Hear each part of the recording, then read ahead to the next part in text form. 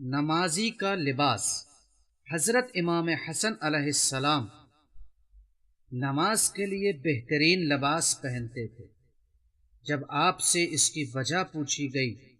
تو حضرت نے فرمایا، خدا بند عالم جمیل ہے اور وہ جمال کو پسند کرتا ہے، لہٰذا میں اپنے رب کے حضور اپنے آپ کو سجا کر پیش کرتا ہوں۔ مستحب ہے کہ نماز کے لیے ہم اپنا بہترین لباس پہنیں، لیکن مردوں کے لیے نماز میں کم سے کم لباس یہ ہے کہ وہ اپنے آگے اور پیچھے کو چھپا لے، اور بہتر یہ ہے کہ ناف سے زانو تک چھپائے۔ خواتین نماز میں اپنے پورے بدن کو چھپائیں گی، لیکن چہرہ اور ہتھیلیوں کی وہ مقدار جو وضو میں دھوئی جاتی ہے اس کا چھپانا ضروری نہیں ہے، لیکن واجب مقدار کو یقینی طور پر چھپانے کے لیے بہتر ہے کہ چہرے کے اطراف اور کلائی کے نچلے حصے کو کچھ زیادہ مقدار میں چھپائے۔ البتہ اگر نماز پڑھنے والی خاتون کو معلوم نہ ہو کہ وہ حصہ جو نماز میں چھپانا چاہیے کھلا ہے اور نماز کے دوران اسے احساس ہو جائے، مثلا کوئی خاتون نماز کے درمیان محسوس کرے کہ اس کے سر کے کچھ بال مخنے وغیرہ سے باہر ہیں، تو اسے فوراً چھپا لینا چاہیے، اور ایسی صورت میں اس کی نماز صحیح ہوگی۔ اس بات کی طرف توجہ ضروری ہے کہ نامحرم کے سامنے عورت کے پردے کے خاص احکام ہیں جو بعد کے درس میں بیان ہوں گے۔ شرائط لباس نماز گزار۔ نمازی کے لباس میں پاک ہونے کے علاوہ اور دوسری چند شرطوں کی رعایت ضروری ہے۔ حالت نماز میں جو لباس بھی آدمی پہنے ہو اس کا مباح ہونا ضروری ہے، لہٰذا اگر لباس کا کوئی جز بھی غصبی ہو یا یہ کہ حرام پیسے،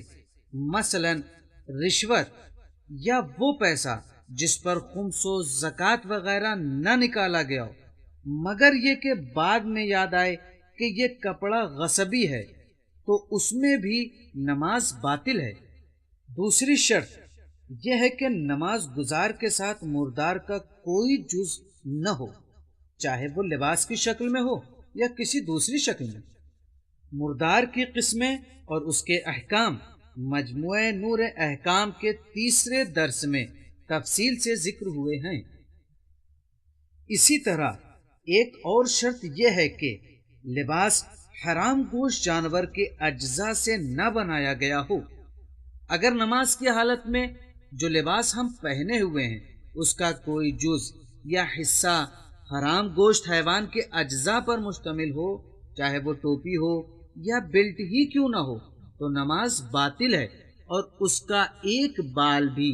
نمازی کے ہمراہ نہیں ہونا چاہیے، جیسے بلی وغیرہ کا بال۔ چمڑے کی چیزوں کے بارے میں اگر یہ نہ معلوم ہو کہ یہ واقعی چمڑا ہے یا پھر ریگزین وغیرہ ہے تو اس میں نماز پڑھنے میں کوئی حرج نہیں ہے،